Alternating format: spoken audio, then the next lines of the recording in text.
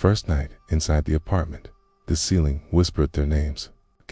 It was not a sound meant for ears, but it crawled into their minds like a breath pressed against the skull. By the time the lights flickered and died, Maya understood one terrifying truth. The apartment had been waiting. The building stood, forgotten at the edge of the city, squeezed between newer towers like a rotting wound that refused to heal. The walls were stained gray, the stairs smelled of damp rust, and the air felt heavy even in daylight. Maya and Arjun chose it because it was cheap. The landlord rushed through the keys and avoided their eyes, his voice shaking as he said nothing about the apartment's past. Inside, the place felt empty but not abandoned. The floorboards groaned as if complaining about every step. The walls held the smell of dust and something darker underneath, like dried blood mixed with mold. Still, they unpacked and tried to feel hopeful. It was supposed to be a new start. That illusion shattered after midnight. A slow, dragging sound crept across the living room floor. Maya woke first, her heart racing. Psst. The sound was wet and deliberate, like flesh pulled across wood. When she sat up, the noise stopped instantly. The silence that followed felt alive, watching her breathe. In the morning, long black scratches marked the floor. They stretched from the hallway to the bathroom and ended in a perfect circle around the drain. Arjun tried to explain it away, but his voice sounded thin. Maya noticed the drain smelled like soil and rot. Each night after that, the apartment grew bolder. Cold patches moved through rooms like invisible bodies. The bathroom mirror fogged even when unused. Footsteps echoed from the ceiling, though they lived on the top floor. Whispers slipped from the walls, murmuring words just clear enough to sound familiar. One night, Maya pressed her ear against a wall and heard a child crying. The sound vibrated through the plaster like a trapped heartbeat. As she pulled back, her hand was wet. Blood seeped from the wall, forming letters before dripping away.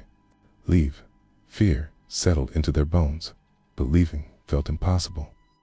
Whenever they discussed moving out, pain stabbed behind their eyes, and nausea twisted their stomachs. The apartment responded to their thoughts, walls creaking louder, lights shattering, doors slamming shut without wind. On the fifth night, the lights died during dinner. In the darkness, Maya smelled damp earth and decay. The emergency light flickered on, revealing a woman standing in the kitchen corner. She was barefoot, her skin gray and hanging loose. Her eyes were hollow pits crawling with insects. When she smiled, her jaw cracked open too wide, and blood poured from her mouth in a silent stream. She pointed at Maya. Then she vanished. The blood on the floor faded like a bad dream, but the terror did not. That night, they searched the building history. Years ago, an entire family disappeared inside that apartment. No bodies were found, only blood soaked into the floorboards. Neighbors reported screams from inside the walls for weeks afterward. The apartment had never been cleansed. That night, the haunting revealed its true form. The walls bulged like swollen flesh. Faces pressed through the paint, mouths open in endless agony. Hands clawed out of the floor, fingers bending backward with snapping bones. Black liquid dripped from the ceiling, burning their skin like acid. Then the snakes arrived. They poured from vents, drains, and cracks in the walls. Thick, black bodies, twisted with red ones, scales slick with blood.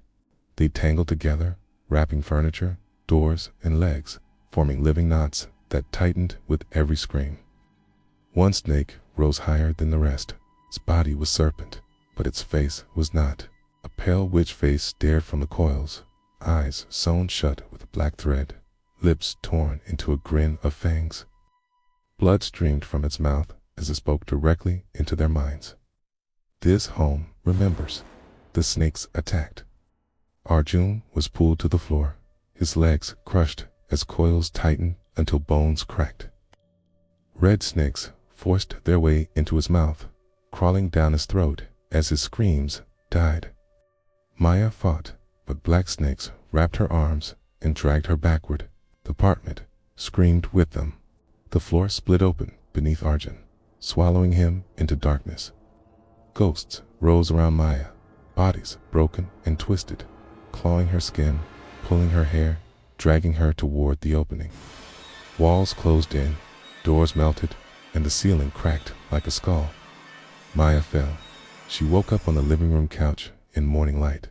The apartment was clean, silent. No blood, no snakes, no damage. Arjun was gone. His phone lay on the table. The screen lit up with a new message. "We need you." Maya fled the apartment, screaming. She never returned. Months later, a new couple unlocked the door, laughing about cheap rent and fresh paint. As they stepped inside, the door closed softly behind them. Beneath the floorboards, something whispered their names. If you enjoyed the story, then don't forget to like and subscribe for more videos. Thanks for listening.